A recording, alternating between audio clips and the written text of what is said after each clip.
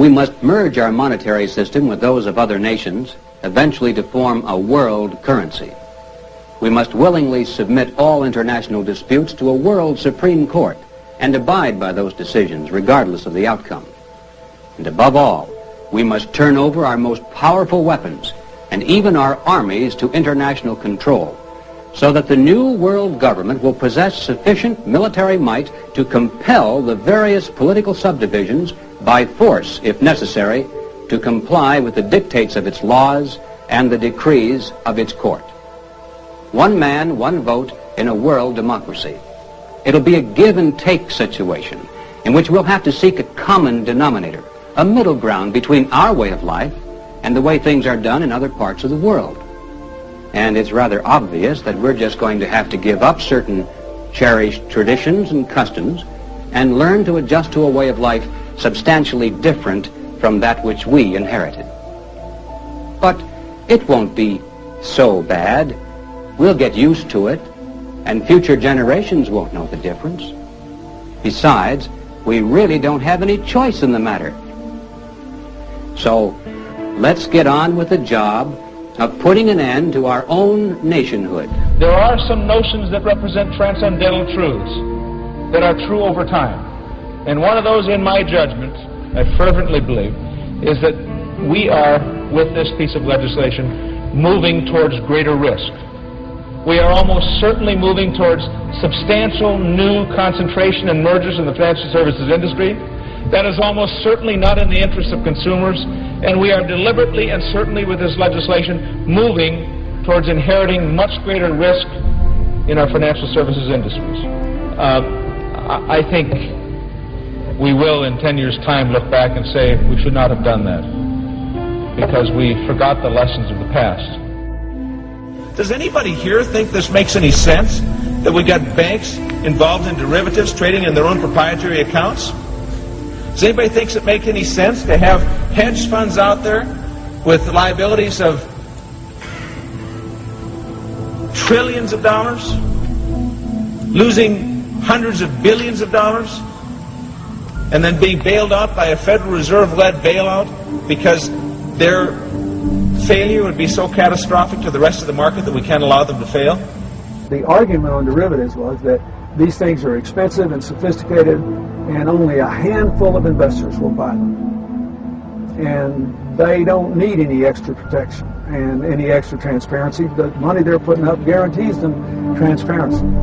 And the flaw in that argument was that, first of all, sometimes people with a lot of money make stupid decisions and make it without transparency. And secondly, the most important flaw was, even if less than 1% of the total investment community is involved in derivatives exchanges, so much money was involved that if they went bad, they could affect 100% of the investments, and indeed 100% of the citizens in countries, not investors. Let's play Wall Street bailout. Rule 1, rush the decision. Time the game to fall in the week before Congress is set to adjourn and just 6 weeks before an historic election, so your opponents will be preoccupied, pressured, distracted, and in a hurry. Rule 2, disarm the public through fear. Warn that the entire global financial system will collapse and the world will fall into another Great Depression. Control the media enough to ensure that the public will not notice that this bailout will indebt them for generations, taking from them trillions of dollars they earned and deserve to keep. Rule 3, control the playing field and set the rules. Hide from the public and most of the Congress just who is arranging this deal. Communicate with the public through leaks to media insiders. Limit any open congressional hearings. Communicate with Congress via private teleconferencing calls. Heighten political anxiety by contacting each political party separately.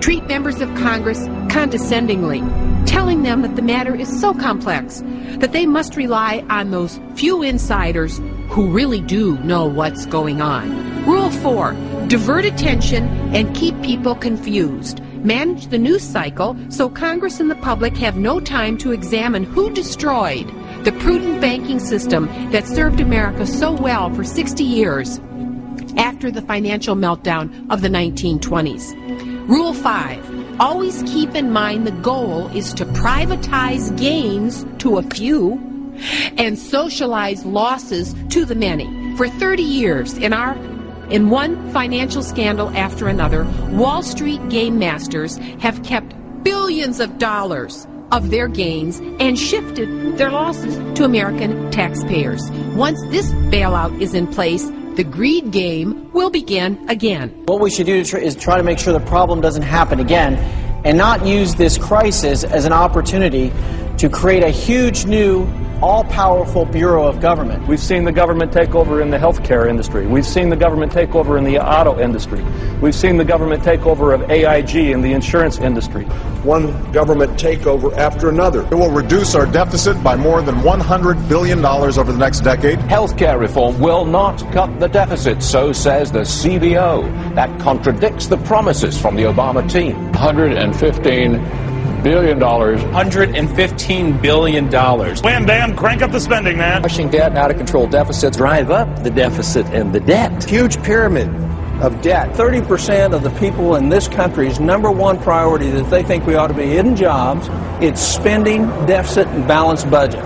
They understand they're going through it right now. They have to make hard choices, and they think we ought to be doing the same thing rather than kicking the can down the road and charging it to our grandkids. What would your motivation be to spend us into oblivion? Moody's, the ratings agency, has placed the AAA bond rating of the United States government on review for possible downgrade, giving what they see the rising possibility that the statutory debt limit will not be raised on a timely basis. That someone far more eloquent than myself made a very remarkable statement when they said to even have us at this point where we have to raise the debt ceiling is a failure of leadership.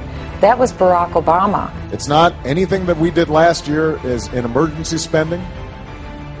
It's not the auto bailout. It's not the health care bill.